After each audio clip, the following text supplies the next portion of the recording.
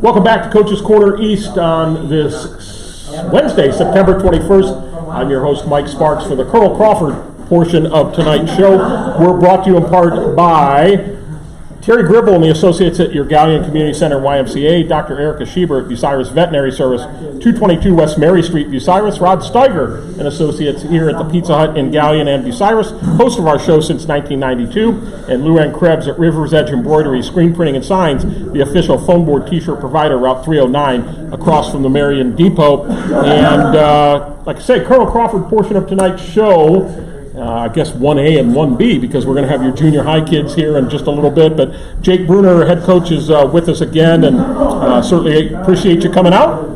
And really, when I looked at the statistics and all of that, I would say same old song and dance, same as the first 4 weeks, but it was a little different.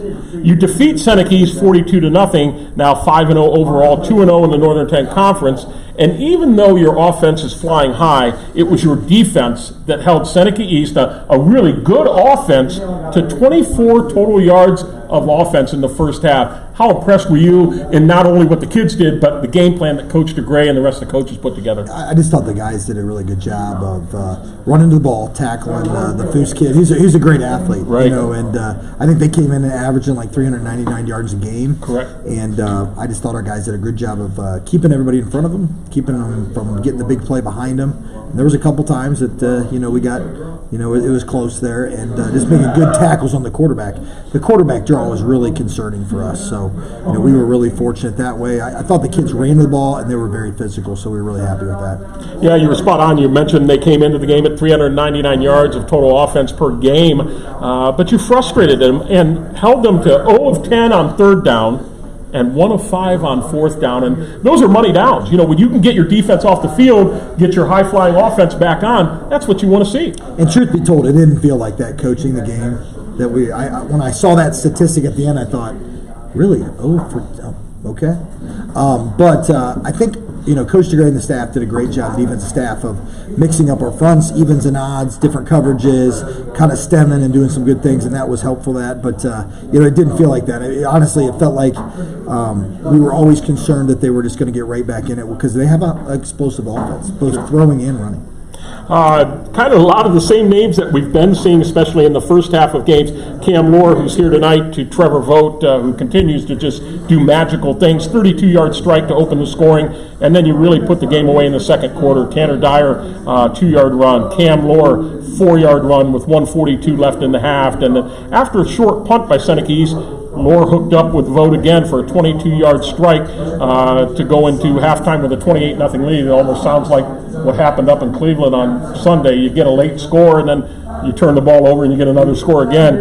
And even though you didn't have a running clock at halftime, you had to be pretty happy with where you stood. I was real happy. Believe it or not, we scored, go 7-0, I believe, and then we punted a few times, and then they got some spark from the punt return that they fumbled, scored quickly, and then we thought we were going to get the ball back one time before halftime, and we were going to get it 2 times, got the score, and then they drove it down with the penalty right before halftime. They get a little extra time there, and so our defense made a nice stand about on the 30-yard line and turnover on down. So, I was really happy with how we played in the first half. But believe it or not, we felt like that anytime they could score and threaten the game, and credit to our defense and our guys up front that blocked really well for us Friday night. Matt Kleinert, who's here tonight, 2 third-quarter scores to kind of start to ice things away. Cam Lohr, 7 of 13 through the air, 139, 2 touchdowns, another 8 rushes, 66 yards, 1 touchdown. Matt Kleinert, 15 carries, 100 yards even. And as you mentioned, Blake Foose,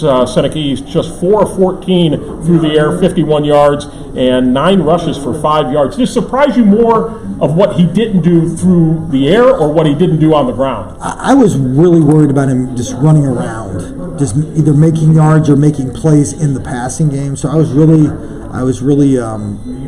thought our defense did a great job, especially in a 3-man front, of stopping him running the ball. I figured we would give up some hitches and some small throws. But I think our pressure and with our 3, our D line got pressure with 3 sometimes. So I think really that was the difference up front. Offensive line on the offensive side and defensive line on the D line was probably the key to the game. You have 363 yards of total offense, 224 on the ground and 139 through the air. You've been a little more run heavy. Was that done by design, or that's what the defense was giving you? Well, I think once we got the lead, we felt like we're gonna pound it and then get our opportunity to take a stab at it deep, in which we did a couple times early too. But and I think that's our kids really do want to run the ball. Mm-hmm. You know, our quarterback can run the ball. We have multiple running backs that can run the ball, and then we've got receivers that can catch it. But at the same time, when you get a lead against a team with a high-powered offense, you do want to run the ball and keep them off the field too. So, you know, especially when they're giving us multiple, you know, if they're 3 and out, they're going to give us more opportunities on offense to run the ball and eat that clock as well. So yeah, just 133 yards for Seneca East, 35 on the ground, 98 through the air. So very efficient on your defensive side, and you win the turnover battle 2-0. That always is going to help too, isn't it? Yeah, and really we got lucky because we had a kind of a bad snap in the first or second series of the game that they got an inadvertent whistle called. Oh boy! So you know, we didn't give our kids those stickers for winning the turnover battle because we felt like, hey, we let one slip away there. Mm-hmm. But we, you know, the fumble we did have was a freshman running the ball really well at the end of the game, and he was really upset with himself because he knows how important ball security is for us. But you know, listen. At the end of the day, things are going to happen in a football game. It happens all the time, and we just try to get better out of each week. Very good. Take a break here. We'll talk to young men around the table. We are brought to you in part by Terry Gribble and Associates at your Galleon Community Center YMCA, Dr. Erica Schubert, Bucyrus Veterinary Service, 222 West Mary Street, Bucyrus, Rod Steiger and Associates at Pizza Hut here in Galleon and Bucyrus, host for our show since 1992. Luann Krebs at River's Edge Embroidery, Screen Printing and Signs, the official phone board t-shirt provider, Route 309 across from the Marion Depot, as well as Don Barn Associates at Galleon Building Loan Bank, Matt Studer at Spitzer Chrysler Dodge Jeep Ram and Kia 1 mile east of the Richmond Mall, and Mark Osborne and Associates at E-Crane International, serving worldwide markets from the Galleon Industrial Park. First up, Cy Bell, lineman for the Eagles, and welcome back. Glad to have you here. Nice to be here. It's kind of an interesting game you got coming up this Friday. There is a game at your place, right? It might be. I don't know yet. Might be a game. You have Carey coming in. You're 5-0 at this point. Let's face it. I mean, I'm in the media. There's a lot to talk about it. A lot of people are saying this is the N10 championship game in Week 6. There's probably, could somebody knock either you or Carey off? Yeah, could happen. Has the focus been any different in practice with all the hype and all that, or is it business as usual? Nah, I mean, these are some crazy good dudes we're going to play. Let's all be honest here. I mean, this is a good team we're going to play. I mean, I think we're up to it, but we've been doing what we need to do in practice. But they're just really good. But have you treated it, has the team treated it any different practice? Has there been more emphasis, or it's just another week? It's just another week. Okay, all right. Carey does not give up a lot of yards. They're the staunchest defense in the N10. How are you going to combat that, being a run-heavy team, but can throw as well? We're just going to hope we can do what we do. All right. That's all we can do. All right. Well, good luck. Enjoy it, and have a lot of fun. Gabe Few is up next. Gabe, welcome back to the show, and got a little bit of a hand issue there. Are you going to be good to go for Friday night? Well, yeah, I hope I am. I played last game with it. Seems like I did just fine, so I think I'll do just fine this Friday. All right. Defensively, were you surprised at how well you did against Seneca East as your defensive unit, or is that starting to be something like, because when I think, Colonel Crawford is just passing, running, scoring a lot of points, but now your defense is really shutting teams down. Did you expect that? Oh, yeah, I did, because we prepare really well and we all do our job really well. I think we can keep doing that, which is just fine. All right.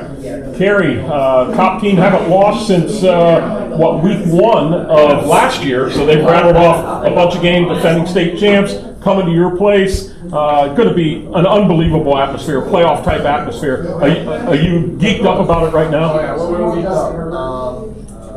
Tough game, we're really good. Only game winning streak. That's going to be great. Are you more worried about them offensively or defensively? I'd say defensively we're more worried. Okay. All right. Good luck. Enjoy this experience. Not a lot of kids get to go through something like this, so enjoy it for what it is. So thanks for coming. Matt Kleinert is up next, and you just keep continuing to find Pater. Continue to get in the end zone, and I know you would probably be the first guy to say it's all the guys up front that are allowing me to get there. Nothing's changed in your mindset, has it? No. Yes, sir. All right. Seneca East, you really shut them down on the defensive side. You had your way on the offensive side. I asked coaches, were you surprised that maybe you didn't run as much, that you threw more? Was that surprising to you? Or? Our running game's pretty strong. We got one pass. We got to get that down and get to the play. Yeah, because at some point there's going to be a defense that's going to take something away, and you have to be able to adjust on the fly and change those up. As I mentioned, I don't want to be ad nauseum here, but this is huge. I mean, there's going to be a ton of people, not only Carey fans and Crawford fans, but innocent bystanders just want to see a great football game. It's going to be a great atmosphere. Have you even thought about what that's going to be like? It's going to be great. You're going to see some old-fashioned football just pounding the rocks. Yeah, that's the way it should be. It's a team like you guys who love to deliver the flow, but Carey loves to do it too. So hopefully it's a nice clean game, not a lot of penalties, and you put on a good show, and hopefully come out with a win. Best of luck to you. Enjoy it. Parker Kenneman's back, and good to see you. I was looking at the statistics, the M10 statistics, and if my memory serves me right, there's a Carey guy that's first place in tackles for loss, a third place guy, and you're in the between. So you got three of the top defensive performers going to be in this game. And you think it's going to be a defensive showcase. Do you think it'll be that way, or do you think you'll see a lot of points on the board? I think we'll see a lot of points. I have trust in my guys up front. Being one of them, we all play with each other since we were little, and I know we can get it done for them. Yeah, I don't know. Sometimes a good old defensive battle, a 14-13, a 14-12, those are fun too. I know football seems the way it seems to be going is, put a lot of points up and down. I don't know, a nice hard-hitting defensive game I think might be fun.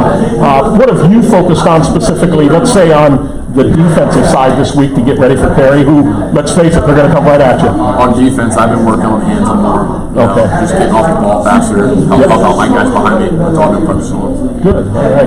It should be great. You're home for 4 out of the next 5 weeks with just a short trip to Winford. It's got to be good to be home, too. Yeah, very good. Enjoy the experience on Friday night. Finally, Cam Rohr, the quarterback, is here, and, I continue to be surprised, not by what you're throwing, but what you're doing running. And, has your coaching staff really given you free rein that, dude, if you got to run, tuck it and go? If we are doing a play action pass or like we run boot, if no one's open, don't force anything. You gotta end up running the ball. Are there designed runs just for you in the playbook, or is it really more read and react? There are some plays that I run the ball, but mainly it's the backs like Matt Connor here. I would think in a game like this against a staunch defense that gives up 0.2 yards per carry, not even a yard per carry, line of scrimmage is going to be crucial. You've talked about that all year. We've talked about it for 5 weeks of what your line's doing. Do you feel added pressure that maybe I'm going to have to air it out a little bit more because they may take that run game away? No, not necessarily. They got a strong defense, as you said. But I trust my guys up front, to push them off the ball. And if we have to put the ball a little more, I trust some wide receivers.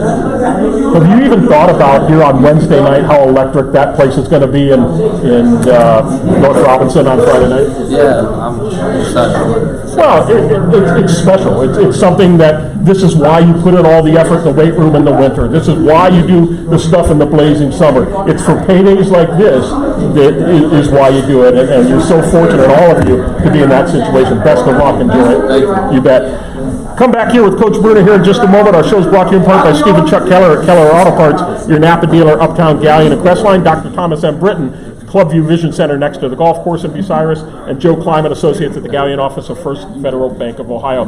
Coach, just a real quick update, JV freshman, junior high. Well, junior high, let's pass on because we're going to talk to them in a moment. JV, they I think are 5-0. We played 5 games. Yeah, we're 5-0. We've got to travel to Carey on Saturday morning.